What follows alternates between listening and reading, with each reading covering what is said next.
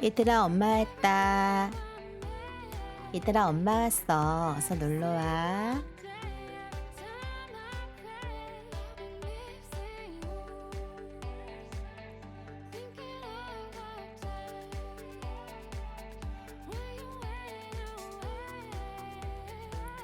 안녕하세요, 여러분. 하하호의 호호준만 오늘 방송하러 왔습니다. 우리 아들 그리고 딸 오늘 지난 하루 어떻게 잘 지내셨어요? 수요일날 싫어하시는 분들이 있으셨는데 잘 지내셨나 모르겠어요.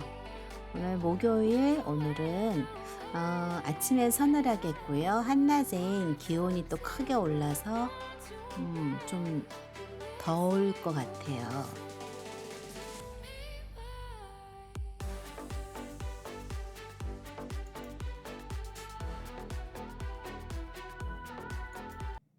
오늘도 날씨가 어제와 큰 차이는 없을 것 같아요.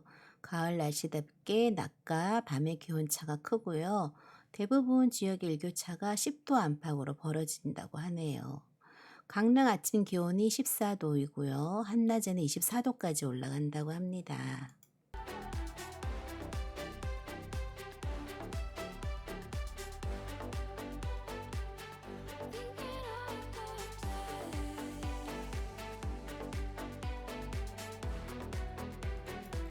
남부지방은 대구 아침 기온이 15도이고요. 낮 기온 26도 등으로 낮 기온이 어제보다 높아져서 일교차가 더욱더 클 전망이라고 하고요.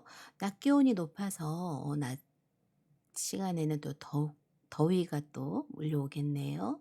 며칠 전에도 대구가 31도로 올라가서 여름 못지않게 굉장히 무더웠다고 하더라고요. 그리고 새벽부터 아침까지 내륙 지역에 안개가 끼어 있는 곳이 있으니까 교통 안전 유의하시고요. 제주도 해안은 또 너울이 유입될 수 있으니까 조심하시라고 하시네요. 주말 오전에는 수도권을 제외한 전국에 비가 내릴 예정이라고 합니다. 비가 그치고 나면 또 찬바람이 불어와서 서울의 아침 기온이 1도까지 떨어진다고 합니다. 여러분, 미리미리 추위 대비하세요.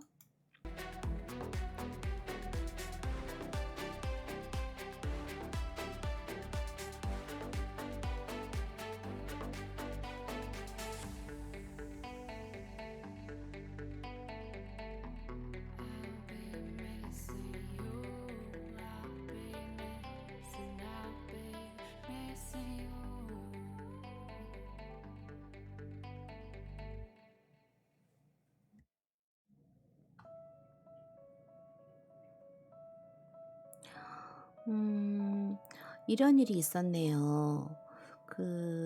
야외 활동을 하는데 초등학교에 선생님께서 그리고 집단으로 벌쏘임을 당하셨네요. 학생들과 교사 선생님 50여 명이.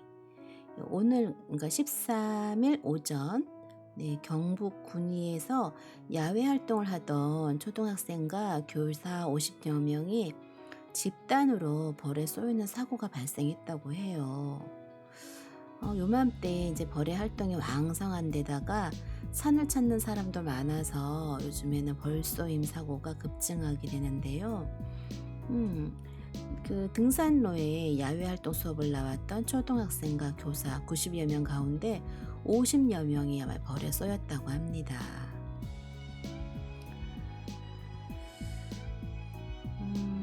특히 벌쏘임 사고의 주범인 장수말벌이나 땅벌은 땅속에 집을 짓는데요. 이때 이제 부주의한 사고로 벌쏘임을 당하면 큰일 큰 진짜 위험이 한가 봐요. 이렇게 말벌에 쏘이면 사망 사고가 많다고 하네요. 벌 쏘임 후 1시간 이내에 발생하는 만큼 안전한 위치로 잘 대피도 하고 또 병원 치료도 잘 받아야 된다고 합니다.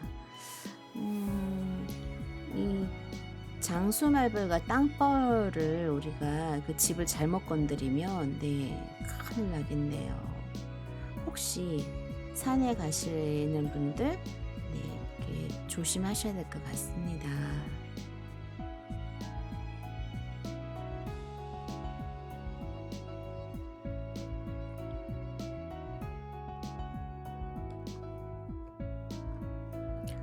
음. 오늘은 그래도 낮 기온이 뭐 덥다곤 해도 그래도 생각만큼은 많이 올라가진 않았던 것 같아요. 그래도 좀 더위가 아직은 가시지 않은 듯합니다.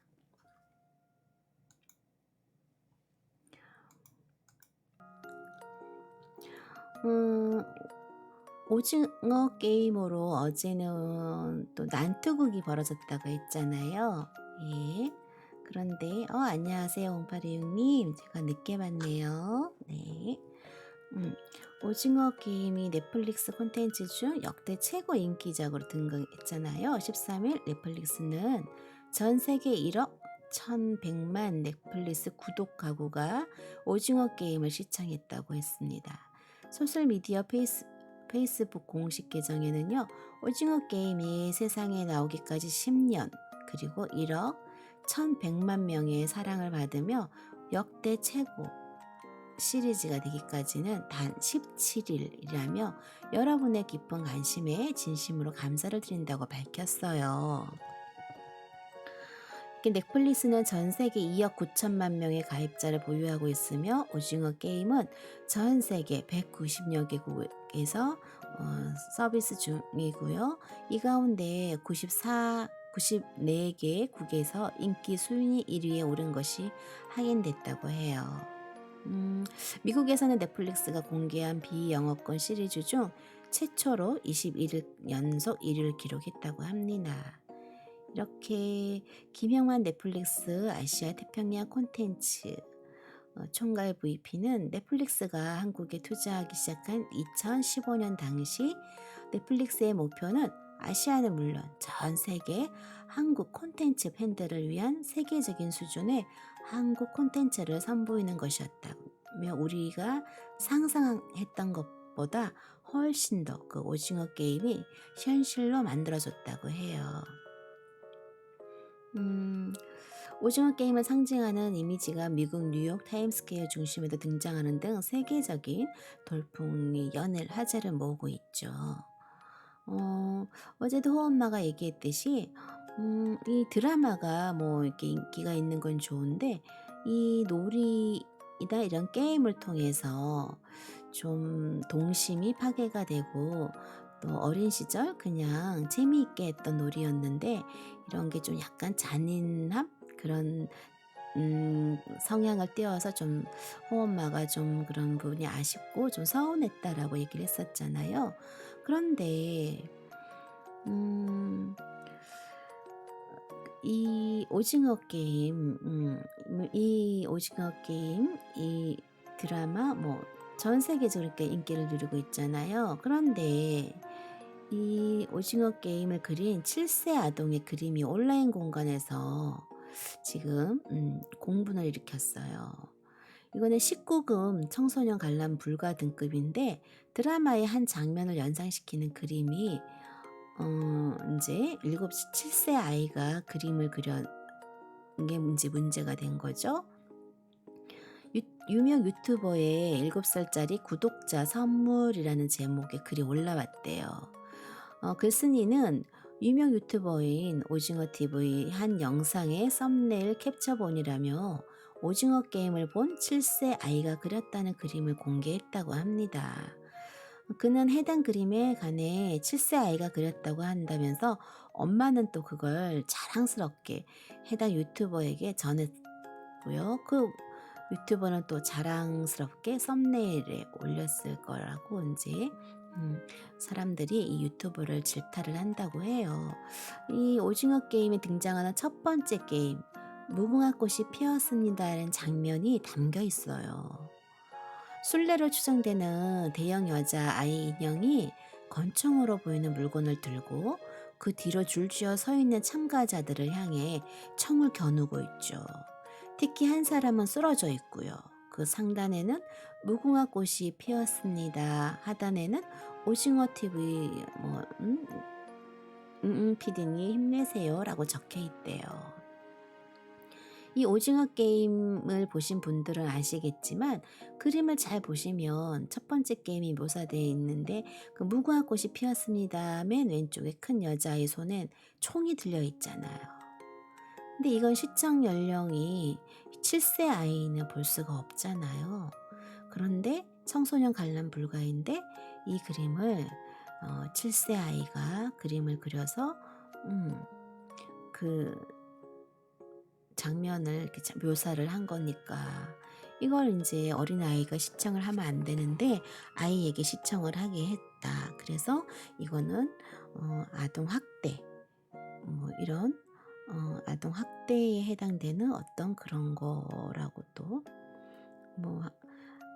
그 하여간에 아이를 아동 학대하는 짓을 한다 이런 식으로 그 많은 분들이 얘기를 했나 봐요. 댓글들이 꽤 많이 달렸나 봐요. 이런 또 문제가 있더라고요. 그래서 그 유튜브 채널에 올릴 그림을 이제 내리기도 했는데 이 누리꾼들이 7세 아이한테 오징어 게임을 보여준 게 사실이라면 이건 아이들 이거는 이제 국민 청원 각이다. 제발 생각 좀 하고 살자. 애들한테 그걸 왜 보여주는 거냐. 이런 댓글들이 막 달렸다고 하더라고요. 혹시 우리 아들, 딸 여러분들 동생이나 조카 아니면은 지금 한 20대, 30대 우리 자녀 중에 이제 한 유치원 다니는 아이들 이런 그 자녀가 있는 분들은 이 오징어 게임을 이런 장면을 우리 아이들이 보지 않게 조심을 좀 시켜야 될 것 같아요. 너무 잔인한 그 장면들이 많잖아요. 혹시 조카나 동생, 사촌 동생이라도 이런 요즘에 너무 이게 인기가 있다 보니까 그냥 우리는 아무 생각 없이 보는 건데 이 아이들의 눈에는 이게 굉장히 좀 잔인한 그런 난폭함 이런 것들이 그냥 자연스럽게 받아들여진다는 거죠. 그래서 이런 거는 정말 조심해야 될 것 같아요. 물론 우리가 조심한다고 해도 아이들이 휴대폰으로 다 볼 수도 있겠지만 그래도 음, 우리 어른들이 조금은 아니면 형아들이 아니면 우리 삼촌, 이모, 고모들이 조금은 이걸 조심을 시켜야 될 필요가 있다고 생각합니다. 네.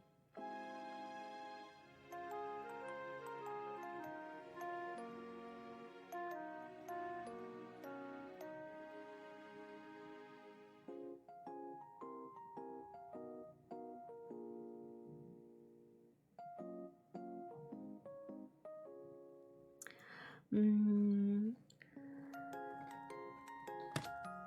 지금 코로나 백신으로요, 또 사고가 좀 예방접종을 하신 분들 중에 좀, 그 화이자 1차 백신을 맞고 또 운동하다가 급성 심장으로 사망한 20대 남성도 있고요. 또 이제 모더나를 접종하신 40대 남자분이 또 피를 토하시면서 또 나흘 만에 숨진 사건이 있네요.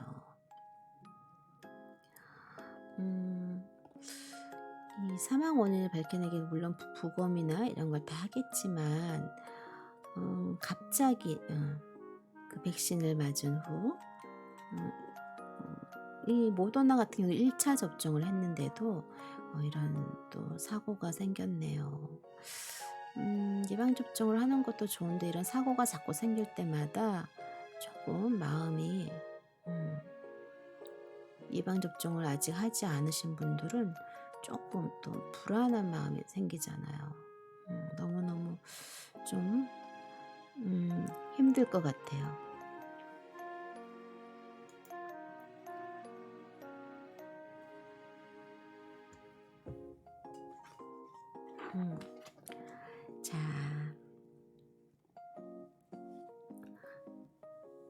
자, 조금 우울한 내용이었죠. 예. 그러니까 음 백신으로 인해서 사고가 많다 보니까 우리가 좀 많이 불안해하고 있는 것 같는 맞는 것 같아요.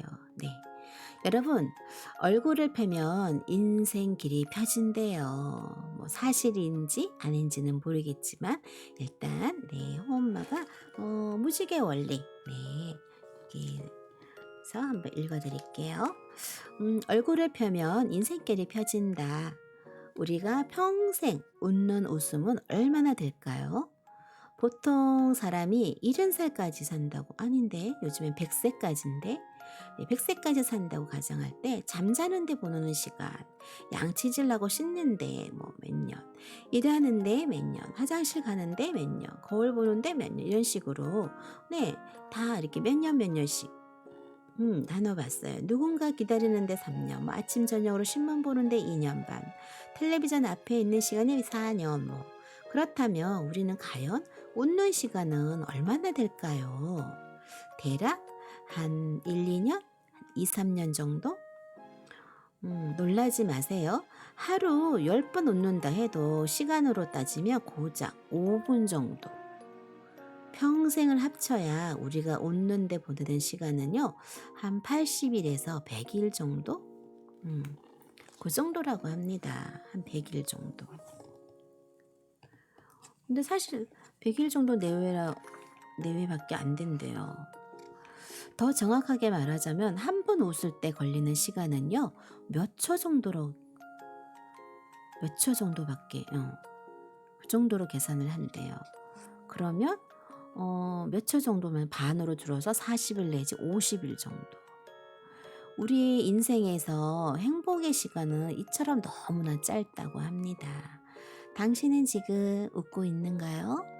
우리 아들, 딸들은 지금 웃고 계세요? 진정 행복한 삶을 살고 있나요? 우리는 웃으면 좋은 일이 생긴다는 말을 많이 들었습니다. 새로운 얘기는 아니지만 그냥 지나치는 것도 바람직하지 않은 대목이죠. 웃는 얼굴처럼 좋은 인상은 없으니까요. 사람을 만날 때 첫인상은 대단히 중요하죠. 첫인상은 보통 3초 안에서 결정된다고 합니다. 첫인상에 대한 아주 흥미로운 연구가 캘리포니아 대학의 그 심리학 교수에 의해서 이루어졌는데요. 그는 커뮤니케이션의 언어적인 요소가 7%, 그러니까 말하는 내용이요 7%고요. 외모, 표정, 태도 등 시각적인 표현이 55%, 그리고 목소리 등 청각적인 요인이 38%를 차지한다고 해요. 이러한 원칙은 첫 만남에서 가장 강력하게 나타난다고 합니다. 그러면 우리 외모, 표정, 태도 등 시각적인 표현이 55%라고 하니까 정말 첫인상이 굉장히 중요하겠네요.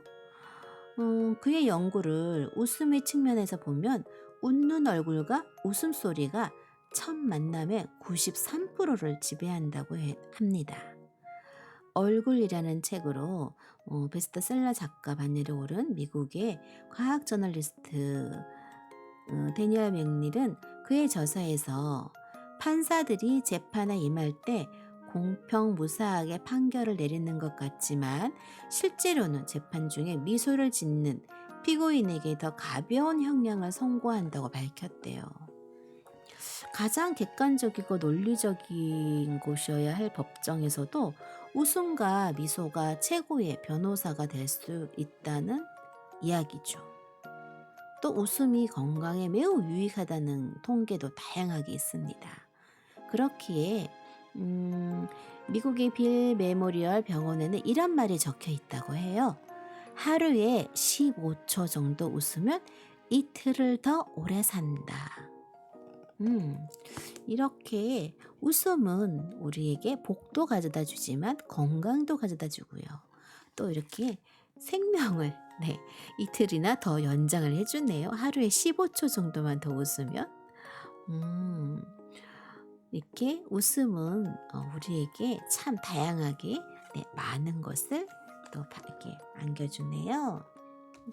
암에 걸린 어떤 환자가 내 웃음 치료를 통해서 암도 극복했다는 이야기도 어디 오래전에 좀 어디선가 들었던 기억이 나거든요. 그러니까 여러분 오늘도 또 우리는 많이 많이 웃으면서 음 많이 많이 웃어야겠죠? 제가 하여간은 엄마는 웃으며 사는 게 웃으며 살자라는 이 말을 굉장히 오래전부터 네 쓰고 있거든요. 여러분들은 그날 뭐 이렇게 떠오르는 단어들이 있나요? 아니면 뭐 가장 좋아하는 단어, 그냥 가만히 있어도 문득 떠오르는 단어, 좋아하는 단어가 어떤 게 있을까요? 호엄마는 웃음, 활발, 또 여행, 또 배려, 뭐 사랑, 또 기쁨, 희망, 행복 이런 게 좋아요. 근데 우리 또 현실적으로 생각하면 여러분들 모두 우리 모든 사람들이 다 좋아하는 거 돈, 머니 뭐 이런 것도 좋아하겠죠? 음, 웃으면서 살자라는 문구를 호엄마는 한 20년 넘게 사용하고 있는 것 같아요. 아주 어렸을 때부터 그 휴대폰에다가 또 제 이름 대신 왜 그런지 몰라도 그냥 이 이름이 전 좋더라고요. 그래서 블로그명이나 뭐 폰에도 이제 제 이름 대신 웃으며 살자 이걸 사용하고 있거든요. 음, 그냥 이 단어가 좋아서 항상 그렇게 쓰다 보니까 벌써 한 20년 쓴 것 같아요. 우리 아들, 우리 딸들이 가장 좋아하는 단어가 있나요? 그런 건 어떤 게 있나요? 단어 하나와 좋아하는 이유. 네. 그런 게 있다면 한번 생각해 보세요. '나는 왜 이 단어를 좋아할까? 내가 가장 좋아하는 단어나 문장 뭐 이런 건 어떤 걸까?' 한번 생각해 보세요. 호흡만은 몰랐는데 그냥 늘 습관처럼 썼던 말인데 네 이거 가만히 생각해 보니까 저는 '웃으며 살아요.'라는 '웃으며 살자.'라는 이 문구를 꽤 오래 썼더라고요. '웃으며 살자.' 이렇게 하면 제가 휴대폰을 쳐다보다가도 웃지 않거나 화가 났거나 표정이 안 좋거나 할 때도 '어 그래 웃으며 살자. 웃자.'라고 이렇게 웃을 것 같은 느낌? 그래서 아마 이걸 쓰게 된 것 같아요. 꽤 오래 썼더라고요. 여러분들도 혹시 그런 게 있나요? 나를 대변하는 문장, 단어 이런 거? 음. 그런 게 있다면 거기에다 그 문장과 뜻을 다시 한번 떠올려 보세요. 네. 음. 누가 그럽디다. 사람 사는 일이 다 그렇고 그럽디다. 능력 있다고 해서 하루 10끼 먹는 거 아니고 많이 배웠다고 해서 남들 쓰는 말과 다른 말 쓰는 것도 아니고 그렇게 발부둥거리며 살아봤자 사람 사는 일 다 거기서 거깁디다. 100원 버는 사람이 1000원 버는 사람 모르고 100원이 최고인 줄 알고 살면 그 사람이 잘 사는 겁니다. 10,000원 벌자고 나 물리고 자기 속상하게 사는 사람보다 맘 편히 1,000원 버는 사람이 훨씬 나은 인생입디다. 어차피 내 맘대로 안 되는 세상, 그 세상 원망하고 세상과 싸워봤자 자기만 상처받고 사는 것. 이렇게 사나 저렇게 사나 자기 속 편하고 남 안 울리고 살면 그 사람이 잘 사는 사람입니다. 욕심 그거 조금 버리고 살면 그 순간부터 행복일 텐데 뭐 그렇게 부러운 게 많고 왜 그렇게 알고 싶은 게 많은지 전생에 뭘 그리 잘 먹고 살았다고 그렇게 버둥대는지 내 팔자가 참 안 됐습니다. 그렇게 예쁘게 웃던 입가에는 어느덧 싼 미소가 자리 잡아 있고 적당히 손해보며 살던 내 손에는 예전보다 10,000원짜리 몇 장에 더 들어 있습니다. 그 10,000원짜리 몇 장에 그렇게도 예쁘던 내 미소를 누가 팔라고 하지도 않았는데 내가 도매로 넘겨버렸습니다. 그럽디다. 세상 사는 일이 다 그렇고 그럽디다. 넓은 침대에서 잔다는 것이 좋은 꿈 꾸는 것도 아닙디다. 좋은 음식 먹고 산다고 머리가 좋아지는 것도 아닙디다. 사람 사랑하는 것이 다 거기서 거깁디다. 다 남들도 그렇게 살아들 갑디다. 내 인생인데 남 신경 쓰다 보니 내 인생이 없어져 버립디다. 아무것도 모르며 살 때 TV에서 이렇다고 하면 이런 줄 알고 친구가 그렇다고 하면 그런 줄 알고 살 때가 좋은 때였습니다. 그때가 언제인지 기억도 못하고 살아가고 있습니다. 언제부턴가 술이 오르면 사람이 싫어지고 술이 많이 올라야 진심이 찾아오고 왜 이렇게 사느냐고 나를 몹시 괴롭힙디다. 어떻게 살면 잘 사는 건지 잘 살아가는 사람은 그걸 어디서 배웠든지 남의 눈에 눈물 흘리려 하면 내 눈에는 피눈물 난다는 말. 그 말 정말 정답입디다. 누군가 무슨 일 있느냐고 물을 때 난 그날 정말 아무 일도 없었는데 어깨가 굽어 있습디다. 죄 없는 내 어깨가 내가 지은 죄 대신 받고 있습디다. 고개 들어 하늘을 보다가 언제인지 기억도 안 나고 정말로 기쁘고 유쾌해서 웃어본 지가 그런 때가 있기는 했나 하고 궁금해집디다. 알수록 복잡해지는 게 세상. 미리 알려고 버둥거렸지만 내가 만든 세상에 내가 점점 질리게 됩니다. 알아야 할 건 왜 이렇게 많은지. 눈에 핏대 세우며 배우고 배워도 점점 왜 모르게 되는지. 내가 남보다 나은 줄만 알았는데 돌아보니 주위에 아무도 없는 것 같아 둘러보니 이제껏 내가 나를 깎아먹고 살아왔습니다. 그럽디다. 세상 사는 일 다 그렇고 그럽디다. 엄마가 밥 먹고 어여 가자 하면 어여가 어디인지도 모르면서 밥 빨리 삼키던 그때가 그리워집니다. 남들과 좀 틀리게 살아보자고 버둥거리다 보니 남들도 나와 같습니다. 모두가 남들 따라 버둥거리며 열심히 살고 있습니다. 잘 사는 사람 가만히 들여다보니 잘난 데 없이도 잘 살고 있습니다. 많이 안 배웠어도 자기 할 말 다 하고 삽디다. 인생을 산다는 것이 다 거기서 거깁디다. 그저 허물이 보이거들랑 슬그머니 덮어주고 토닥거리며 다독이며 둥글게 사는 게 인생입디다. 사람 사는 일이 다 그럽디다.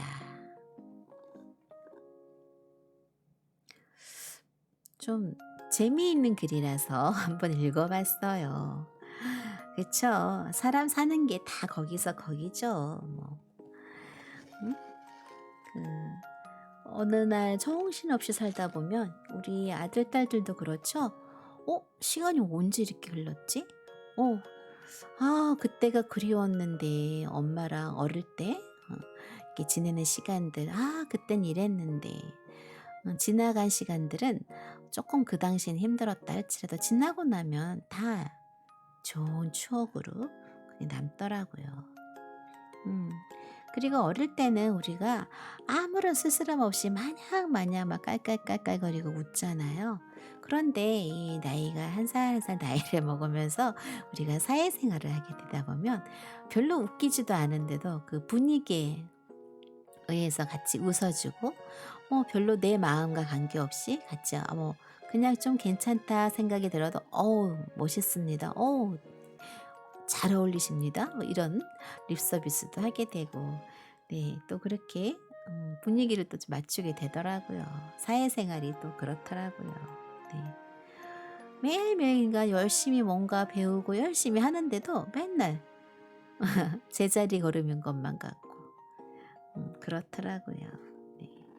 그러다 한 번씩 가끔 어린 시절이나 추억 지나간 시절을 되돌아보면 '그래 그래도 그때가 좋았어.' 그런 말을 하게 되더라고요. 그래요.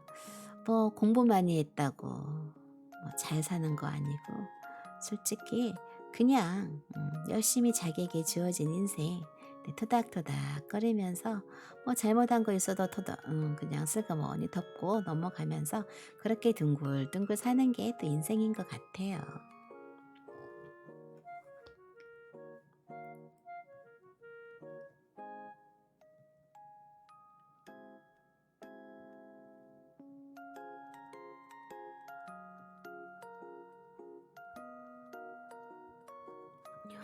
음, 호엄마가 어릴 때가 아니고 좀 오래됐었는데요.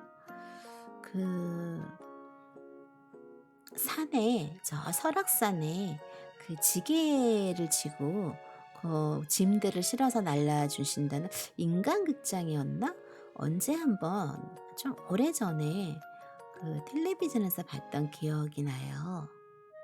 음. 네, 그분에 대한 글이 올라와 있네요.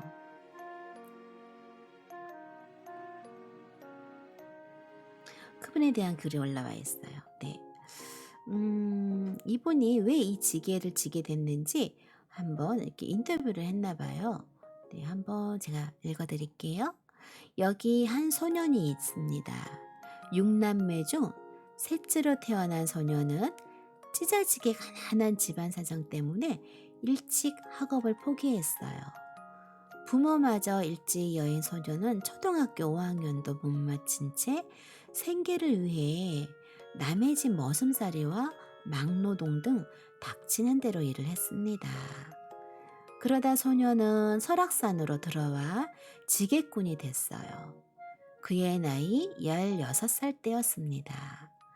50년 전 그 소년은 이제 한갑을 넘긴 65세입니다. 설악산의 마지막 지게꾼 임기종 씨 이야기입니다. 지난 2일 설악산에서 만난 임기종 씨는 키 158cm에 몸무게가 62kg로 호리호리한 체격이었대요. 그는 이날 흔들 바위가 있는 계주암까지 양초와 쌀 등 짐을 배달해 주기로 돼 있었대요. 예전에는 냉장고와 같이 120, 135kg까지 나가는 짐을 지고 산을 올랐는데 지금은 이제 나이가 들어서 60kg 정도 지고 다니면 딱 체격에 맞다고 합니다. 냉장고 맞아요. 저 TV에서 그때 할 때 그때 냉장고 짊어지셨나? 깜짝 놀랐어요. 네.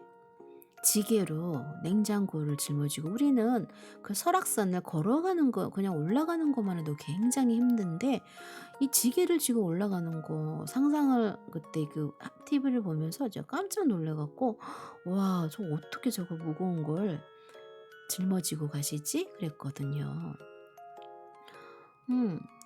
근데 그때 그게 120kg, 135kg가 나갔대요.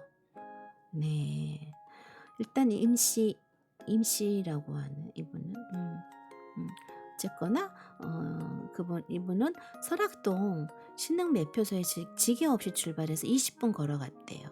길 옆 숲으로 들어가서 그곳에 지게가 있다네요. 지게를 메고 5분여 더 걸어 올라가니까 양초 두 상자가 나왔대요. 그 짐을 싣고 네오나무로 이동해서 쌀을 또 추가를 해서 싣고요. 음, 70km 가량 나가는 짐을 지고 산을 오르는데 숨을 이제 아무래도 힘드니까 거친 숨을 계속 내쉬었다고 하네요. 그런 와중에도 등산객들에게 밝은 모습으로 인사를 또 건네기도 하시고요. 음. 숨차고 고통스럽지만 참고 올라갑니다. 제가 많이 힘들어하니까 등산객들이 말 거는 걸 미안하게 생각해요. 저는 그렇게 생각 안 해요. 짐을 지고 가더라도 여유, 힘이 있으니까 다 답변해주고 싶어요. 라고. 음, 이렇게 16세 때 친형의 권유로 설악산으로 들어왔대요. 형제가 많고 살아가기 힘드니 먹고 살기 위해 시작을 했고요. 힘들어서 그만두고 싶었지만 배운 게 없으니 짐 지는 일밖에 할 수 없다고 합니다. 죽기 살기로 해야겠다고 생각을 했대요. 그래서 3 내지 4년이 3, 4년이 지나니까 제 몸과 이제 산이 한 몸처럼 느껴지더라고요. 사람마다 다 재능이 있는데 저는 짐 지는 게 재능이라고 생각했습니다. 음, 처음 설악산에 들어왔을 때 함께 일하던 동료는 60명쯤 됐다고 해요. 등산객을 위해 산장과 휴게소에서 마련해 놓은 다양한 물건과 액화 석유가스, 그러니까 LPG 그 가스와 냉장고와 같은 대형 가전 등을 옮겼고요. 설악산 공원 정비 사업으로 이제 상가와 휴게소가 철거가 되면서 일이 줄어들었죠. 간간히 이제 그 물건을 날라주는 거 보자기였죠. 초창기는 비선대, 흔들바위, 비룡폭포, 대청봉, 양폭 대피소, 흰웅곽 대피소 같은 곳에 다 올라갔으니 사람이 부족했습니다. 지금은 저 혼자밖에 없습니다. 산장도 없어지고 휴게소도 없으니 혼자서 할 일이 없어요. 요즘은 절에서 재 올릴 때 필요한 물품이나 식재료를 주로 올려주고 있습니다.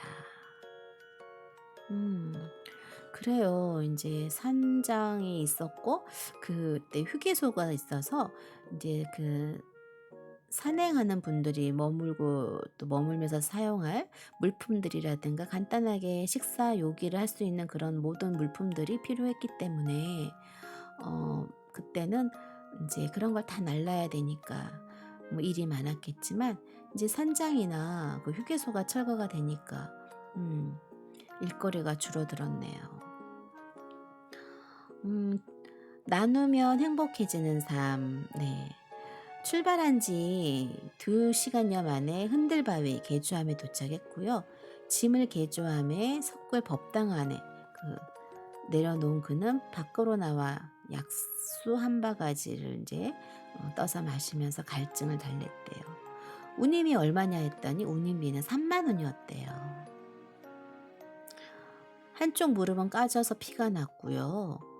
어, 일하다 보면 보통 뭐 이런 일은 흔하다고 그렇게 대답을 하시더랍니다.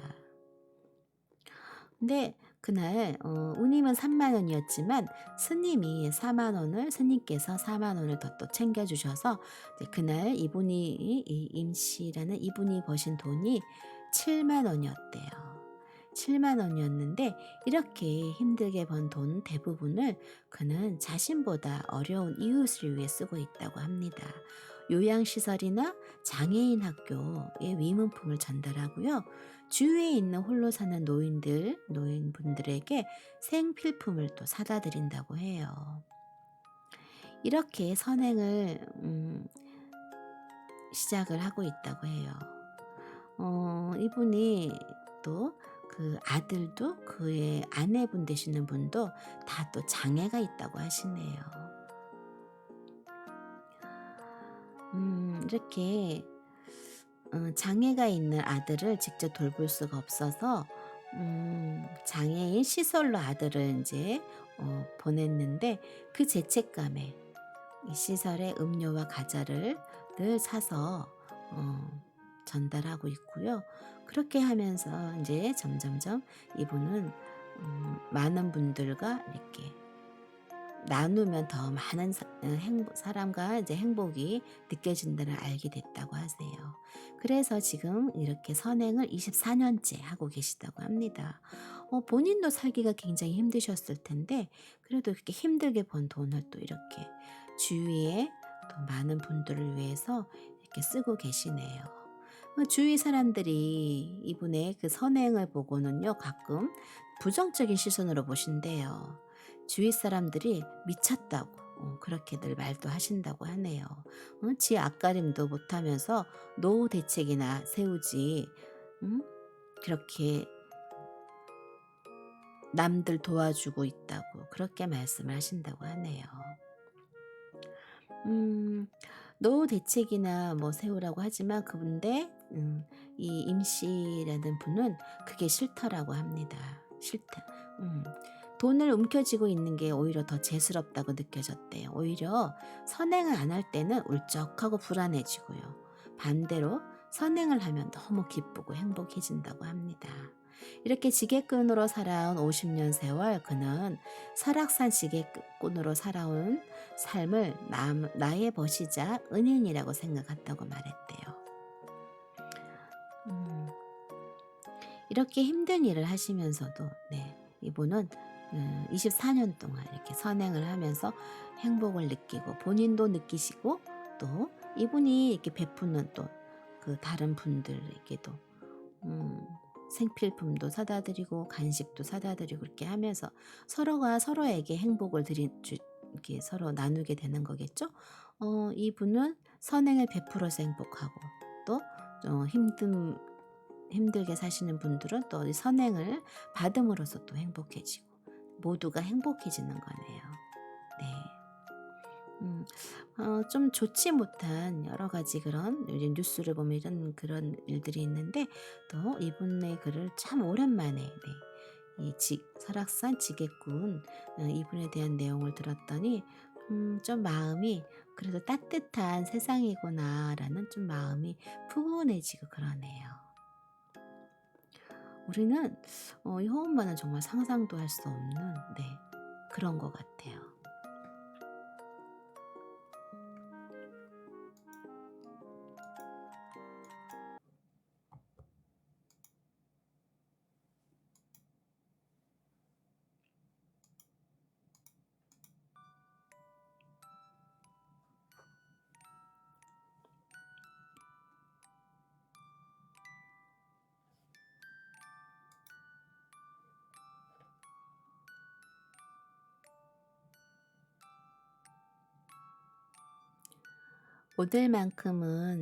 오늘만큼은 기분 좋게 살자. 남에게 상냥한 미소를 짓고 어울리는 복장으로 조용히 이야기하며 예절 바르게 행동하고 아낌없이 남을 칭찬하자. 오늘만큼은 이 하루가 보람되도록 하자. 인생의 모든 문제는 한꺼번에 해결되지 않는다. 하루가 인생의 시작인 것 같은 기분으로 오늘을 보내자.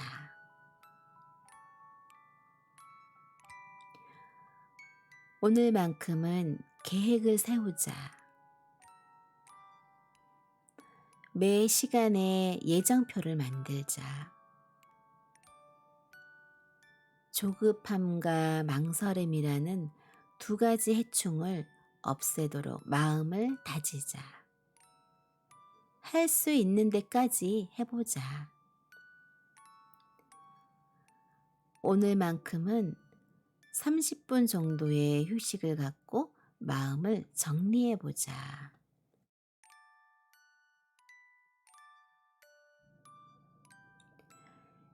깊이 생각하고 인생을 간주해보자. 자기 인생에 대한 올바른 인식을 얻도록 하자. 오늘만큼은 그 무엇도 두려워하지 말자. 특히 아름다움을 즐기며 사랑하도록 하자. 사랑하는 사람이 나를 사랑한다는 믿음을 의심하지 말자.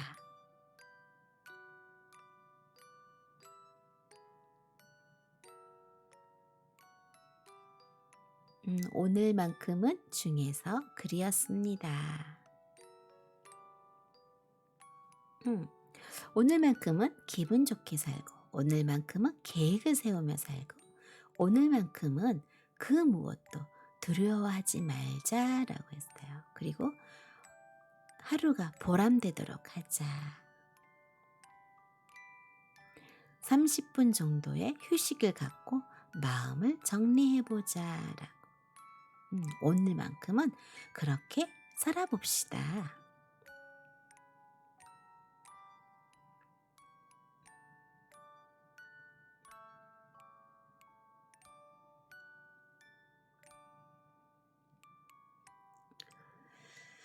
음,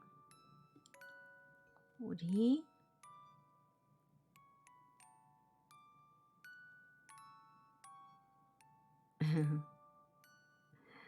그, 손목이 좀 마우스를 많이 움직였더니 이게 손목이 좀 많이 안 좋네요. 우리 여러분들도 뭐 게임을 많이 하거나 마우스를 많이 움직이게 되면 이 손목이 괜찮으세요? 손목이 안 좋으실 것 같아. 현대인들의 고질병이라고 할 수 있는 이 손목 터널 증후군. 손목을 많이 이렇게 쓰게 되면은 손목 터널 증후군이라는 그 진단을 또 있어서 우리가 손목이나 또 팔 이런 데가 많이 또 힘들어 하시더라고요. 여러분들은 괜찮으세요? 한동안 엄마 이렇게 아는 분도 네, 컴퓨터를 많이 이렇게 게임을 하고 마우스를 많이 잡고 하니까 네, 손목 터널 증후군으로 인해서 지- 좀 손목 사용하는데 좀 많이 불편함을 느끼는 걸 봤거든요. 음, 이거를 빨리 우리가 그걸 알아서 예방을 해야 되는데 이 보면은 네, 손목터널 증후군은 수근관 증후군과 동의어로 상지해서 가장 흔히 발생하는 이 압박성 신경병증이래요. 그러니까 손목 관절에 발생한 정중 신경 포착에 의해 발생한다고 해요. 여성이 남성보다 5배 정도 많이 발병한대요. 발병 시기는 보통 음, 여성이 한 30대부터 시작된다고 하네요. 엄지와 둘째 손가락, 셋째 손가락이 저리고요. 무감각해지는 증상이 가장 흔하대요. 지금 저 오른쪽이 좀 마우스나 이렇게 뭐 이렇게 그 자판, 이렇게 글씨 쓰는 거, 키보드 치는 건 괜찮은데 이 마우스를 오래 이렇게 하고 있으면 진짜 손가락이 감각이 좀 둔해지고 손목이 이렇게 뻐근하게 자꾸 아프더라고요. 음. 엄지두덩 부위가 뻐근한 듯 방산통이 있으며 간혹 하완골 척추 및 어깨 맞아 어깨도 아파요. 네, 어깨 통증을 호소하기도 한대요. 통증 부위가 넷째 손가락에 2분의 1 또는 전체 손가락에 느끼는 경우도 있고요. 주로 야간에 증상이 더 심해진다라고 하네요. 갑자기 손목에 힘이 빠져서 병뚜껑을 따거나 열쇠를 돌리기 저 진짜 저 이 병뚜껑 못 따는데? 그리고 열쇠로 이렇게 현관문 뭐 이렇게 부모님 가도 이렇게 돌리는 거 좀 힘든데 뭐 같은 거 할 때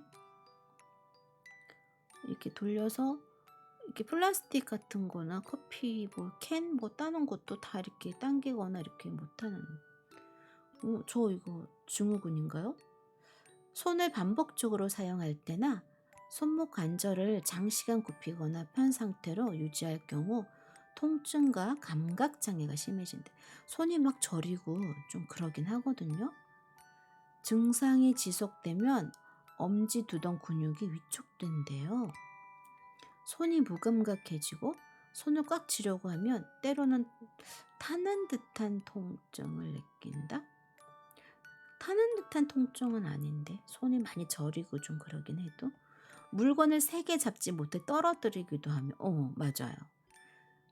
증세가 심해지면 손의 감각이 느껴지지 않는다. 느껴지지 않는데 약간 무디다는 걸 느끼죠. 그리고 바느질처럼 정교한 동작을 하기가 어려워진다. 아, 맞아요. 조금 뭔가 손 감각이 좀 약간 둔해진다 그러나? 좀 그런 느낌이 있더라고요. 음. 손목 관절을 잠깐.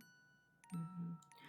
여러분들도 혹시나 이런 뭐 손목이 좀 많이 아프다, 이렇게 여기저기 막 쑤신다 그러죠? 네, 이런 거, 이런 통증 부위가 일정하지 않고 막 여기저기 막 이렇게, 또 팔도 아프고 손도 조금, 손목이 심하게 아픈데 찜질을 하면 조금 덜해지기도 한다고 하네요. 음. 이런 거. 또 밤이면 또 많이 아프고 손목터나 증후군은. 네. 초기에는 야간 손목 보정, 그 보정기를 착용하면요, 한 3-4 주간이면 낮에도 착용하고 있으면 좋다고 하네요. 염증과 통증을 줄이기 위해서는 초기에는 냉치료를 하고요. 혈류 증가와 힘줄의 움직임을 원활하게 하기 위해는 열치료를 하면 좋대요. 음. 이게 저도 지금 손이 좀 약간 마우스를 많이 잡고 좀 이렇게 해서 그런가 손이 좀 저리고 그러네요. 그리고 손가락 운동도 많이 해주세요, 여러분. 손을 딱 들어서 엄지손가락이 바깥쪽으로 나오게 주먹을 꽉 쥐어준대요. 우리 보통 주먹 딱 칠 때처럼. 네, 그런 다음에 손가락은 펴고 엄지손 옆에 붙인대요. 주먹을 쥐었다가 딱 피면서 엄지손가락을 옆에다 딱 붙이고 손 옆에 붙여준대요. 그리고 손가락을 쭉 편 채로 손목 관절을 펴준대요. 손가락을 쭉 펴준 채로. 엄지손가락도 펴고 손목 관절을 쭉 편 상태로 유지하다가요, 반대쪽 엄지손가락과 다른 손가락으로 이 엄지를 잡고 밑으로 쭉 당겨준대요. 음. 이렇게 반복해주면 이게 음, 그 손가락 운동을 해준다고 하네요.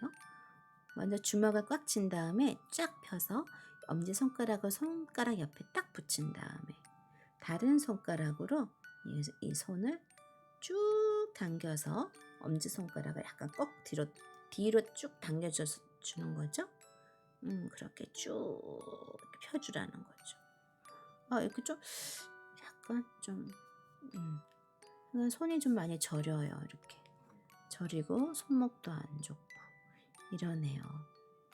여러분, 혹시 손목이 안 좋거나 하면은 이렇게 뭐 생활 가이드, 유튜브 이런 곳에서 이걸 좀 찾아서 손목 운동을 좀 해주는 것도 좋을 것 같습니다. 이렇게 손가락 및 손목, 팔꿈치, 글곤근 등을 늘려서요, 근육도 풀어주고 그러면 혈액순환에도 도움이 된다고 하네요. 아주 좋네요. 저 지금 따라해봤는데 좀 아프긴 한데 뻐근하긴 한데, 네, 음, 이게 조금 시원해지네요. 제가 요즘 어깨도 아프고 손목이 지금 유난히 지금 아파갖고 좀 검색을 해봤더니, 네, 이런 또 운동을 하라고 하네요. 우리 아들 딸들은 어떤 운동하고 계세요? 요즘에 바빠서 그죠? 운동 못 하시죠? 집에서 간단한 이런 어깨, 목, 근육 이런 스트레칭만 해줘도 굉장히 좋을 것 같아요. 날씨가 쌀쌀해지니까 특히나 몸이, 어깨가 움츠러들 수가 있거든요. 근육들이. 이럴 때 스트레칭을 해서 쭉, 네, 으, 어, 아이고 어깨야. 이렇게 한 번씩 쭉 해주고요. 목도, 고개도 한 번씩, 네, 고개가 이렇게 있으면, 목 있으면 반대편, 예를 들어 이렇게 왼손이면은 오른쪽 손 머리 위로 넘어가서 오른쪽 오른쪽 귀 부분을, 귀 윗부분 그 머리를, 두상을 꾹 왼쪽으로 쭉 당겨주세요. 꾹 눌러서 천천히 하나 해줬다가 살짝 놔주고요. 이렇게 한 2번, 한 번 더 쭉 해주고요. 이번에는 또 반대로 오른손으로 왼쪽, 귀 쪽, 귀 위의 부분을 잡고요. 손바닥으로 그러니까 쭉 이번에는 오른쪽으로 한번 쭉 당겨주세요. 이따가 또 놓고 또 한 번 더 오른쪽 손을 왼쪽 귀 위쪽 부분을 잡고 손바닥으로 또 머리와 같이 쭉 오른쪽으로 꾹 눌러주세요. 천천히 해서 살며시 놔주면 목이 엄청 시원해져요. 네. 이렇게만 해줘도 목하고 어깨에 이게 혈액순환이 좀 되는 것 같더라고요. 호흡만은 가끔 이거를 해서 잘해요. 이렇게 잘하고 있습니다. 오늘은 엄마가 우리가 이런 말이 있대요. 우리 인생은 빨리 지나가지만 사랑에 깃든 일은 영원하다.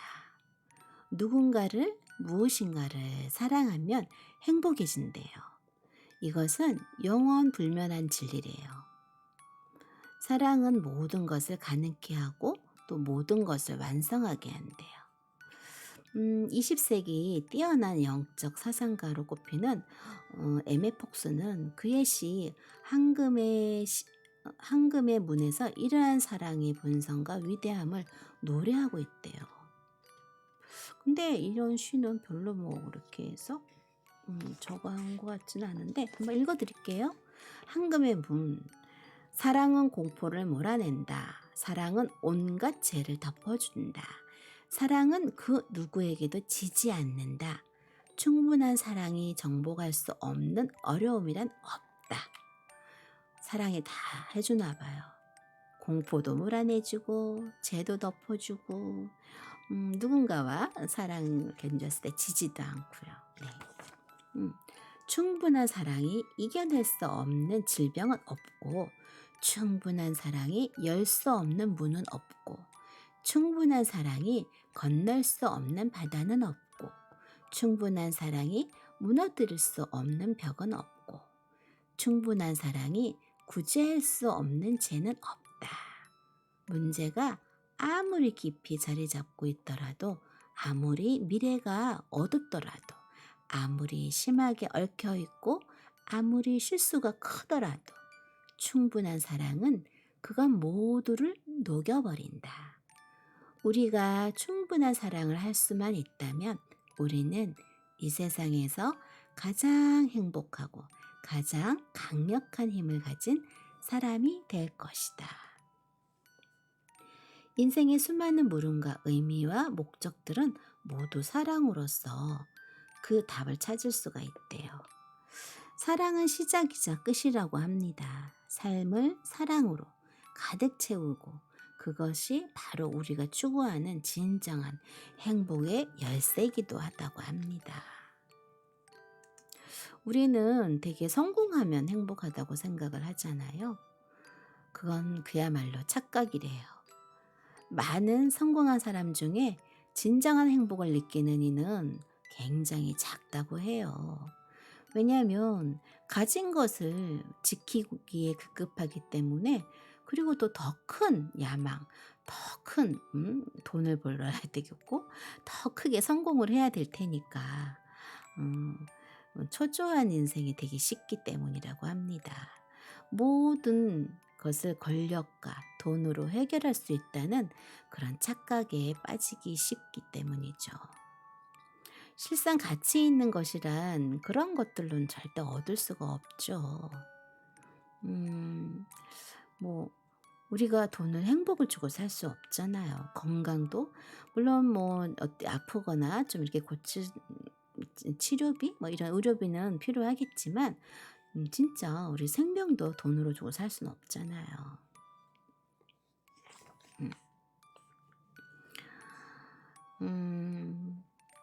행복은 소유가 되지 않는 거고요.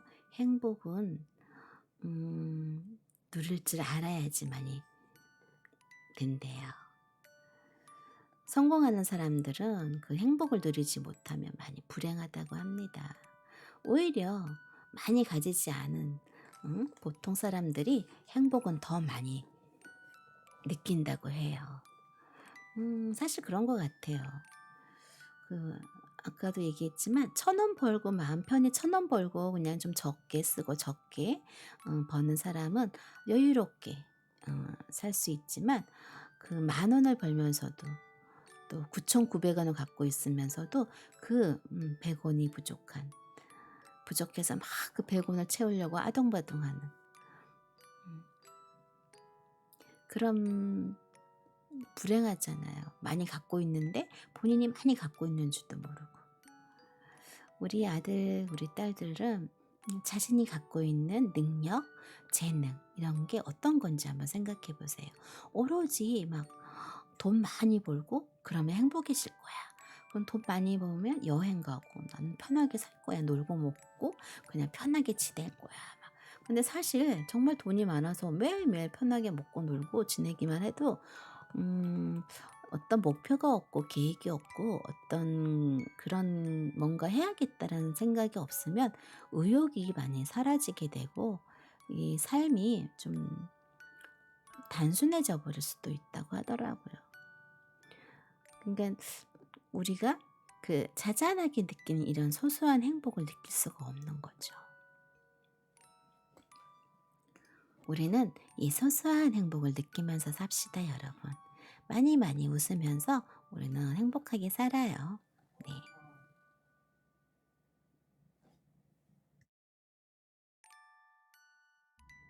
음, 지금 날씨가 많이 쌀쌀해졌어요.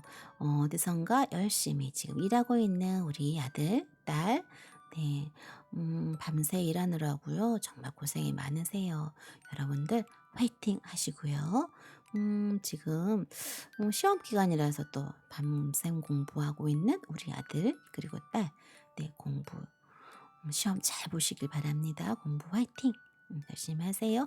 근데 성적이 물론 최선을 다해서 좋은 성적 받으면 좋지만요. 음, 음, 성적이 인생 행복은 아닙니다. 그냥 최선을 다하시기만 바랄게요. 그리고 또 지금 이 시간에도 어디선가 열심히, 네, 방송도 보시고 또 게임도 하시고 뭐 그러는 재미있는 또 웹툰도 보고 하는 우리 아들 딸들, 네, 즐거운 시간 보내시길 바랄게요. 엄마는 이제 또 그만 가겠습니다. 여러분들 오늘 많이 웃으면서 생활하세요. 호엄마랑 같이 한번 웃어볼까요?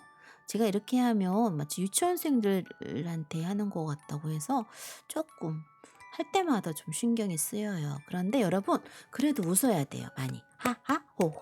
많이 웃어야 돼요. 기- 호엄마랑 같이 한번 해볼까요? 김치, 음, 치즈, 그 다음 스마일, 마- 배시시, 마지막엔 개구리 뒷다리. 네, 여러분 오늘도 하루 웃는 행복한 하루 되세요. 자, 엄마는 이제 그만 가겠습니다. 바이바이.